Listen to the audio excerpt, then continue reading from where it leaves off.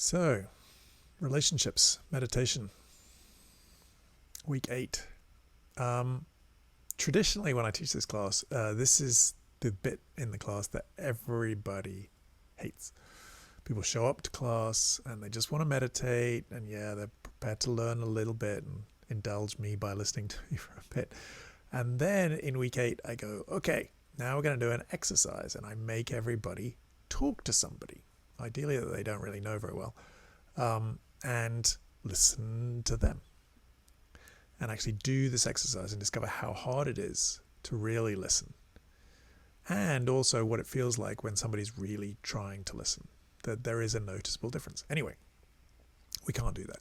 If we did that on Zoom, everybody would be talking and it would be awful. It'd be kind of like a lot of the Zoom calls that we're on these days. So I can't do that. So instead I'm going to talk about the other aspect of relationships. So connection, listening is this incredible vehicle for creating connection. But as I'm sure many of you who are in relationship during this quarantine thing have discovered, and isolation is the pressure cooker of relationships, is that no matter how much connection you have, there is conflict. With relationships comes difficulty. We are a whole pack of neuroses and insecurities and wants and needs and desires and frustrations, and when you put two of those bags of all that stuff together, not surprisingly, they don't always get along. And meditation isn't going to fix that. There's still going to be conflict. Now, I like to believe, and I'm pretty confident in this, that meditation can help prevent an awful lot of conflict. Because you are more aware, because you are better in touch with feelings and emotions and desires, they don't necessarily own you in quite the same way. And you're able to keep better track, and a lot of the mundane, low-level stuff doesn't happen. It doesn't cause the big blow-ups, doesn't cause this sort of irritation and annoyance. But I'm sure, like you, still get things go wrong. Still find aspects of huge disagreement and conflict and issues of getting hurt and all sorts of stuff. Things happen. And certainly as a result of this isolation, it's been pretty intense, and I have felt at times to be emotionally illiterate. Maybe slightly less emotionally illiterate than I used to be, but somewhat embarrassed and feeling shame about how poorly I've known how to manage some of these difficulties. It's sort of like flailing around with accusations and judgments and blame and criticism and personal attacks, and a little bit of that was against me, but a lot of that shamefully was me, and just in some upset and not really knowing what to do, just flailing around and hoping for the best. And thankfully, fingers crossed, sort of barely at times, but luckily still hanging in there. But at times it has felt like, this is nuts. Anyway, since then, partly as a result of that, and partly just because it was well overdue for me to do some research into it, I've been looking into something called non-violent communication. And it's a model put together by Marshall Rosenberg. He started his work in the 1960s, but really developed it through the 70s and 80s. And became this warrior of peace around the world. He came up with this model for how to deal with conflict and reconciliation, and worked in all of the major hotspots around the world, whether it was the Middle East or South Africa or civil rights organizations in the United States. He was traveling, working with world leaders and diplomats and negotiators all around the world in some of the most difficult things, because his model is very interesting. And it's different. It's a different model of how to deal with conflict than the standard model. My evaluation of the standard model is that basically, I want X. You want Y. Well, I think you're wrong for wanting Y, and I think I'm right for wanting X, and let's have a battle. And I will come up with all sorts of moral judgments about why you're wrong for wanting what you want. And I'll come up with all sorts of moral justifications about why I'm right for wanting what I want. But the truth is that when you've got one side that wants A, I want ice cream, and the other side wants broccoli. They want broccoli, I want ice cream. Those are the two options. We've got option A, we've got option B. That's it. At which point you're in a power struggle. And you can take this from the personal in terms of the issues you have with your romantic partner or with your family or with a child. But you can expand that to organizations at work that you deal with. You can look at communities that you're involved in. But we can also look at the whole socioeconomic mess that we're in right now in terms of, whether it's Democrats and Republicans, whether it's gun control, gun rights, whether it's abortion, whether it's feminism. Any of the major hotbed issues of today are fundamentally about two sides yelling and screaming at each other. One saying, I want A, and the other one saying, I want B. And you're an idiot for wanting A, and I'm right for wanting B. And everybody who wants A is an idiot. And everybody who wants B is brilliant. And they're our side. And what we've got is a power struggle. That we are going to try and win the battle. We'll win the election. We'll win whatever it is. We're going to win this little argument. And then we're going to get our way by threat, intimidation, or overthrow. We're going to get our way, and then we'll get our option. I want A, I get A. And I'm just going to force A down your throat whether you like it or not. Okay, that's the model. It's not working very well. It even if you get your way, the other side, is not very happy about it. They're basically beaten into submission, or they resent it, or they find some negotiation and there's a deal done, some transactional thing that might involve, sex or jewelry or something in order to get it. But it's not like anybody's actually bought into it. There's no connection. In fact, there's zero connection. There's a disconnection between the two sides.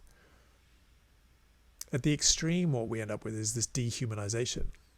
All Democrats are idiots. All Republicans are idiots. All gun people are nuts.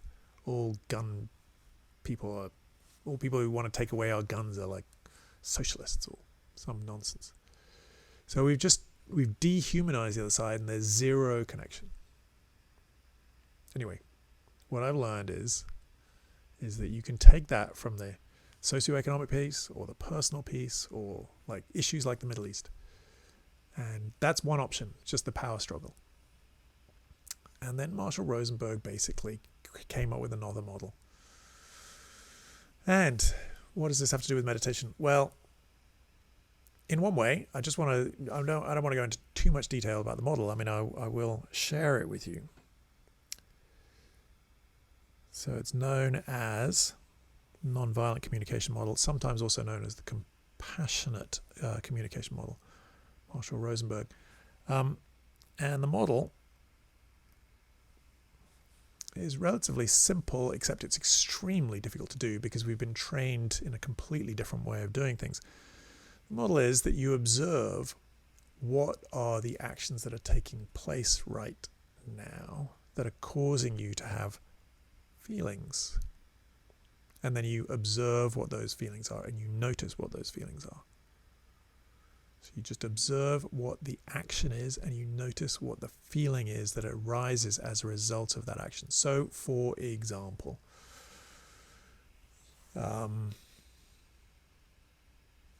trivial example. So you leave the toilet seat up. And the other person says, oh, you're so inconsiderate. You left the toilet seat up. So what's actually happening there is, yes, the toilet seat is the action that has happened. That is the fact. The fact is the toilet seat was left up, and that created a feeling. And that feeling might be frustration, anger, sadness, all sorts of stuff might be coming up from that. And anyway, so we try and just see the action and the feeling.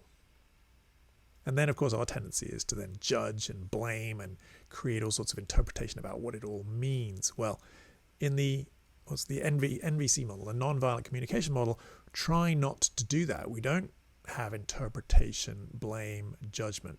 We simply observe the action that happened, what actually occurred, and we notice the feeling that arose. And then what we try and do is identify what is the need, value, or desire that's underpinning that feeling. The feeling arises, like some people might see a toilet seat left. Like if you left the toilet seat up for me, I wouldn't get upset about it.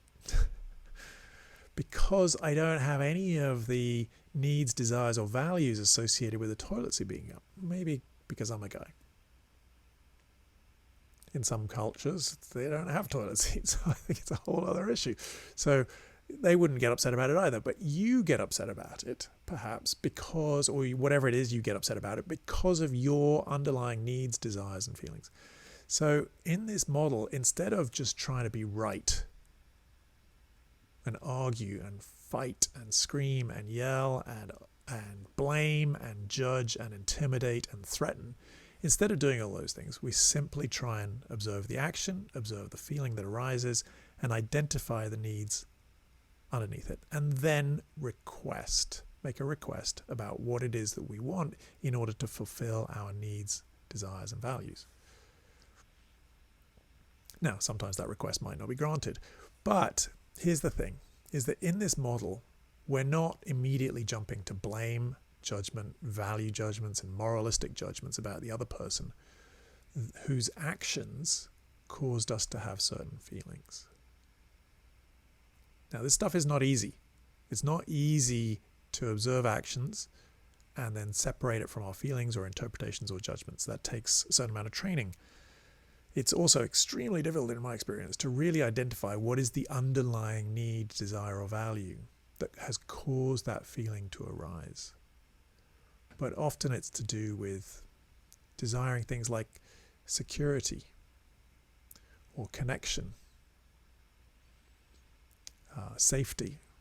There are all sorts of underlying needs, desires, values. People who like guns, they probably like guns from a point of view of some sense of safety. They feel like this is important for their personal safety.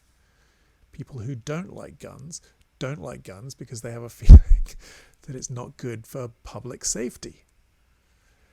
Underlying the huge, like yelling and screaming and fighting, is actually a common set of human needs, desires, and values. What we end up disagreeing about is the strategy with which we can implement or fulfill those needs, values, and desires. But underlying everybody is a common humanity of a very common set of needs, values, and desires that we can all relate to. Now, that isn't to say this stuff is easy. It's difficult. It takes training. I am not good at this. I'm going to spend the rest of my life, I think, trying to work on this stuff. I think it's an incredibly valuable, useful model. It's the opposite of what I've always done. I've always tried to win. I've always tried to be right, be more intelligent, better arguer, all that kind of stuff, and just fight the fight and win. Or if I can't win, then I'll make the other person look stupid or something like that. Or walk away, run away, because I can't get my way, so I'm just going to run away.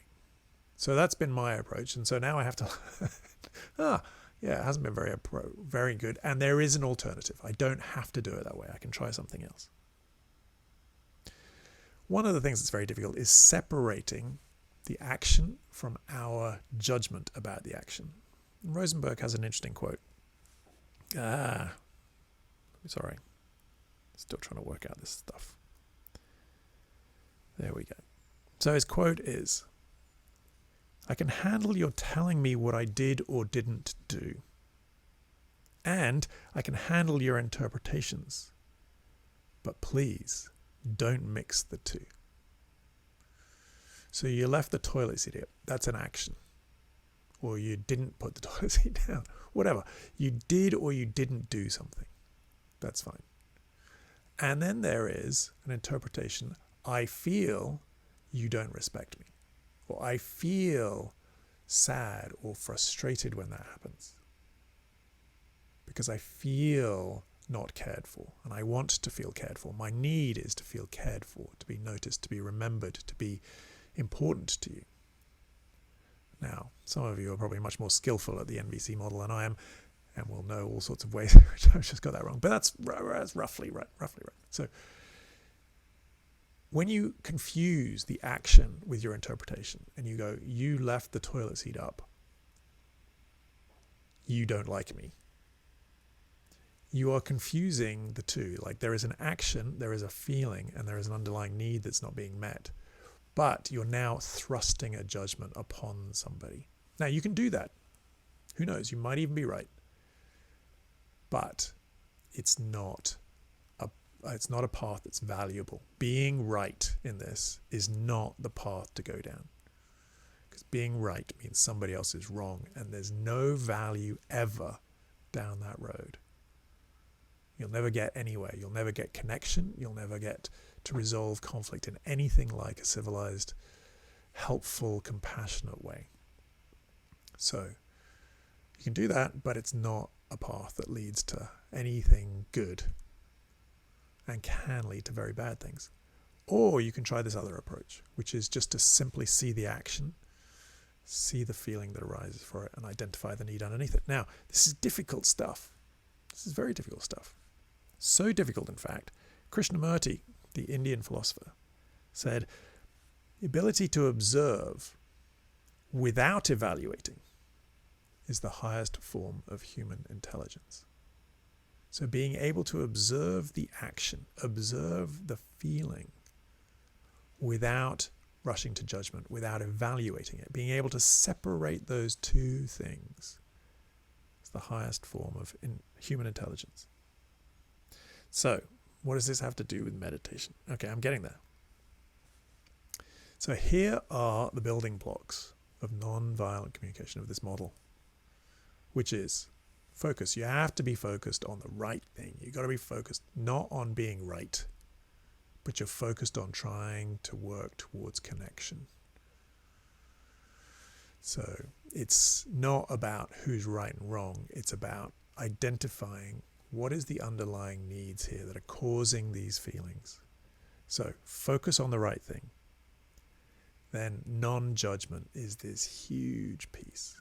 It's the avoidance of the evaluation, trying to simply see the action and the feeling, and then identifying the underlying needs. Now, not easy to do, but that's what we're moving towards, is this non-judgment. You have to have awareness. You have to be able to identify your feelings.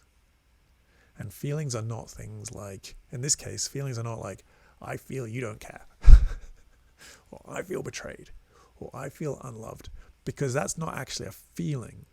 I know you might, I'll explain. Those aren't actually feelings, they are actually thoughts that you have about what somebody else is doing. If you say, I feel unloved, you're actually thinking that somebody else doesn't love you, that they're not loving you.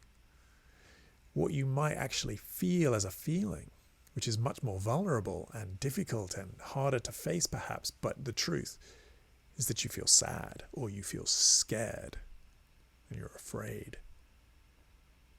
So somebody does X and you feel scared because you think that means maybe they don't love you, or you think that they no longer value you.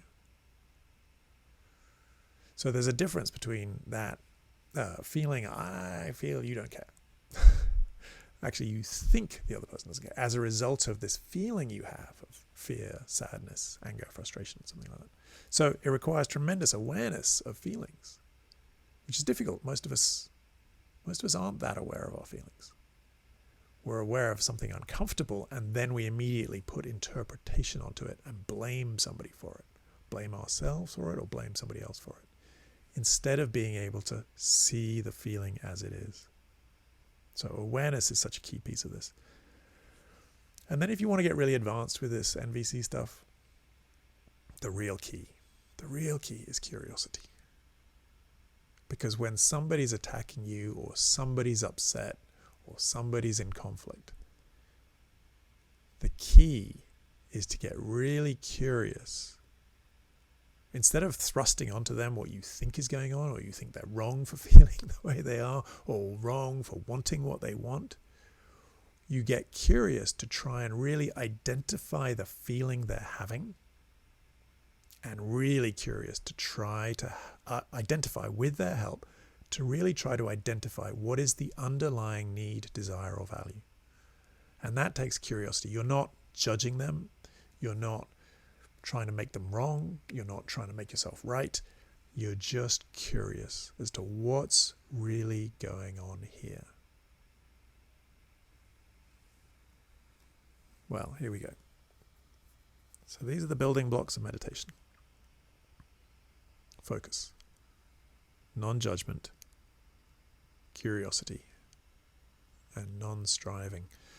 So there are a couple of differences. I mean, awareness I didn't put down here, but awareness is what we are developing in meditation. We are developing this skill of starting to notice what's going on in the moment. So we're noticing our feelings, we're noticing our thoughts. So awareness is like, that's a precondition of what we're doing here. But the building blocks behind that awareness are focus, non-judgment, being able to see the moment for what it is without judging it. Curiosity, to explore the moment, explore our breath, explore our feelings, explore the physical sensations of our body with this openness and curiosity. And then we throw in non-striving, which is we're not trying to change anything. Well, in nonviolent communication, they are trying to create something. But actually they're doing it without an agenda as to what that thing is, which is quite interesting. They are trying to create a bit of magic. And the magic happens when you identify the common need, the common human connection between people. And then something magical happens when you both, somebody's pro-gun rights and anti-guns, when they come together and realize they actually have common human desires and common human needs, then there is a possibility of communication and dialogue. So they do have that agenda that they are trying to create a better world, but they don't have an agenda as to what that's going to look like. So there is a similarity there with the non-striving. Now, we're running out of time, but just in case you're interested in knowing more, I'm starting their courses and I'm looking at this stuff because I need it desperately. So there's Rosenberg set up the Center for Nonviolent Communication, which is cnvc.org. He wrote a very fantastic book, Nonviolent Communication. And then recently, a meditation teacher called Oren Sofer, who studied with Marshall Rosenberg, set up, he's written a book actually on the mindfulness approach to nonviolent communication. So he's really tying in meditation and showing how the two are closely linked. Anyway, my intention is not really to thrust that down your throat. It's just a model. But just to show that the skills we learn in meditation are focus, non-judgment, curiosity, and this development of awareness are the skills required for this model, for making a world in which conflict doesn't have to result in anger and yelling and screaming and blaming, but it can result in connection, dialogue, and even constructive solutions to some of our problems, which heaven knows I need in my personal life, and our society needs to try and find a better approach to how we deal with some of our difficult problems.